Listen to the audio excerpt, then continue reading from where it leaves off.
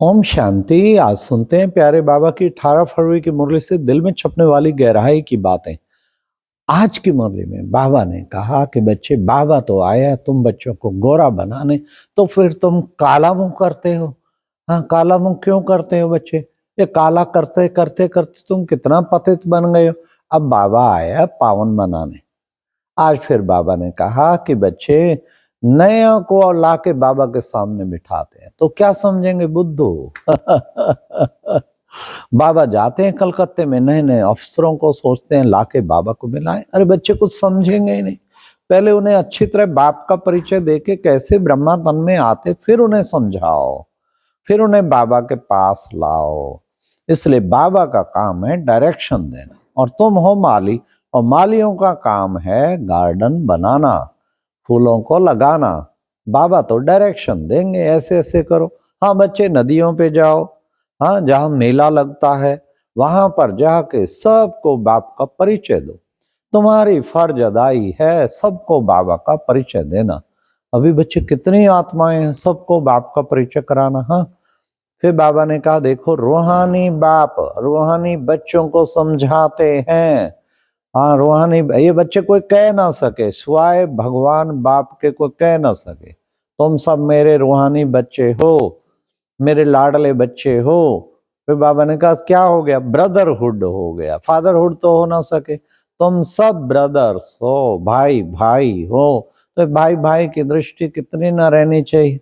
कभी किसी को दुख देने की भावना आनी नहीं चाहिए। मेरे भाई है ना, मैं इसको नीचे क्यों गिराऊं, इसको मैं ऊपर उठाऊं, ऐसी शुभ भावना मन में जब तक रूहानियत में नहीं टिकेंगे नहीं आएगी। फिर बाबा ने कहा कि बच्चे, तुम बच्चों को तुम्हें पता है कि बाबा जो है ट्रुथ, और वो नई ट्रुथ की दुनिया स्थापन करता है, सचखंड की स्थापना करता है, तुम्हें सब सच्ची बातें बताता है। तो बच्चों को धारण करनी चाहिए। बाबा ज्ञान सागर है, तुम सब उससे ज्ञान नदियां निकली हो। इसलिए बाबा ने कहा देखो, हाँ बाबा ने फिर आगे कहा देखो, त्रिमूर्ति का चित्र, कहते ब्रह्मा देवताय नमः, विष्णु देवताय नमः, शंकर देवताय नमः, और फिर शिव परमात्माय नमः नमः। तो बच्चे, शिव परमात्मा है ना, तो इस त्रिमूर्ति शिव पर सबको अच्छी तरह से समझाना है। ये त्रिमूर्ति शिव का चित्र बहुत अच्छा। त्रिमूर्ति बच्चे वो भी बनाते हैं, परंतु ऊपर में शिव तो है नहीं। हाँ, तुम्हारा एक कुरेट चित्र है, ऊपर शिव बाबा है। इन तीनों को भी रचने वाला शिव बाबा। तो शिव बाबा से योग लगाएंगे तभी तो उच्च पद पाएंगे। बाबा ने कहा मैं तुमको सच सच कहता हूं, तुम मुझे याद करेंगे तो सच सच नारायण बन जाएंगे। आज बाबा ने कहा तुम सच सच नारायण बन जाएंगे। बाबा ने कहा बच्चों को सब तरफ बाबा का पैगाम, अपना फर्ज अदाई पूरी करनी है, बाबा का परिचय सबको देना है। कोई को भी तुम बच्चे समझा सकते हो, पहले खुद समझेंगे तो फिर औरों को समझाएंगे। बाबा ने कहा ये देखो बच्चे, रावण राज और राम राज। राम राज कहते हैं नई दुनिया को, और रावण राज है बच्चे पुरानी दुनिया। इस पुरानी दुनिया को बाबा नई दुनिया बना देते बच्चे। उन्होंने तो लाखों वर्ष आयु कह दी है, अभी कहते हैं 40,000 वर्ष पड़े हैं बच्चे। ये तो कल पूरे 5,000 वर्ष का चक्र है जो चलता ही रहता है, फिरता ही रहता है। तो मैं तुमको सृष्टि चक्र के आदि मध्य अंत का ज्ञान समझाता हूं, जो फिर तुम औरों को देना है।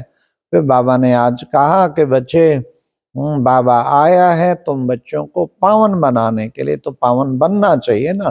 तुम बच्चे काम चिता पर जल कर काले हो गए हो, भस्मीभूत हो गए हो। बाबा आके फिर तुम्हें ज्ञान चिता पर चढ़ाता है, फिर तुम्हें गोरा बना देता है। तो बच्चों को कितना ना पुरुषार्थ करना चाहिए।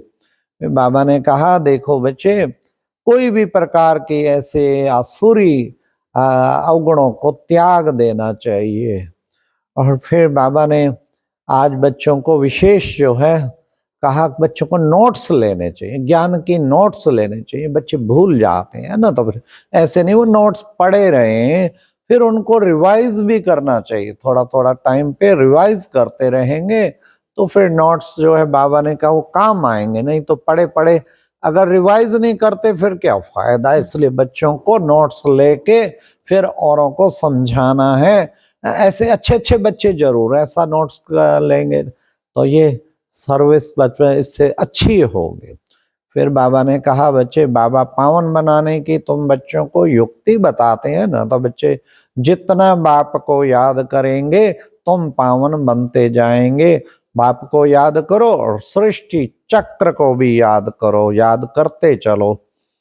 फिर बाबा ने कहा कि बच्चे देखो तुम हो बाबा के कितने अच्छे ब्राह्मण बच्चे, फिर तुम औरों को भी बाबा का बच्चा बना के उन बाप से मिला। तुम्हारे अंदर मन में भावना होनी चाहिए क्या कि सारे विश्व की आत्माओं को बाप का परिचय मिले ताकि वो बाबा से अपना वर्षा ले सकें। ये तुम्हारे मन में भावना होनी चाहिए। बच्चे कोर्ट ऑफ आर्म्स बनाते हैं, नीचे लिख देते सत्यमेव जयते, बीच में चक्र दिखा देते हैं। बच्चे कोर्ट ऑफ आर्म्स तो ये त्रिमूर्ति का चित्र होना चाहिए। हाँ, शिव परमात्मा और कैसे पिता, ये तीन देवताओं के द्वारा कार्य करता है।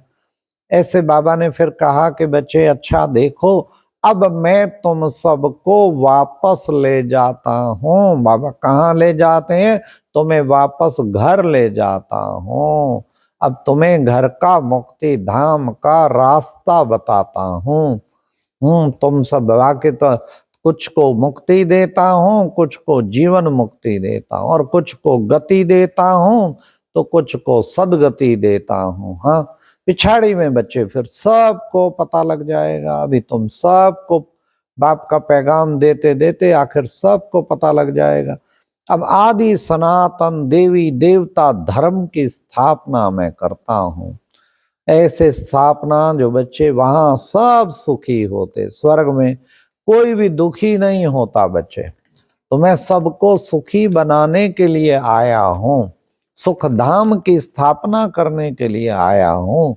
हाँ, वहां पर क्या कहते, 16 कला संपूर्ण, संपूर्ण निर्विकारी, सर्वगुण संपन्न, कोई भी पतित नहीं होता। योग बल से सृष्टि चलती है, यथा राजा तथा प्रजा, इतनी सुंदर वो दुनिया होती है।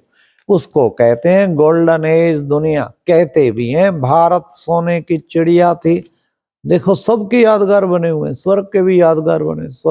और सारे धर्म मानते हैं हेवन था, कोई स्वर्ग था, अरे हुआ होगा तभी तो उसको सब याद करते हैं कि ऐसा था। अब फिर बाबा आया वो स्थापन करने, क्योंकि उसको कहते ही है पतित पावन, पतित दुनिया को पावन बनाने वाला, तभी तो उसे पतित पावन कहते हैं। तो ऐसी सुंदर दुनिया के लिए बच्चों, राजाओं का राजा बनने के लिए तुम बच्चों को कितना ना पुरुषार्थ करना चाहिए। तो आज की मुरली में वरदान था, बाबा ने कहा कि बच्चे विशेष हद के बच्चे बाप दादा पुरानी देह और पुरानी दुनिया को भूल, तुम बच्चों को क्या करना, बाप दादा के दिल तख्त नशीन भव। ये पुरानी देह को भूलो, पुरानी दुनिया को भूलो, ये सब भूल जाओ। देह और देह की दुनिया को भूल, अपने को आत्मा समझ, बाप को याद करो। तो बच्चे फिर क्या होगा, तुम बाबा के दिल तख्त नशीन, और जो बाबा के दिल तख्त नशीन बनेगा वो सतयुग में विश्व के तख्त नशीन बन जाएगा।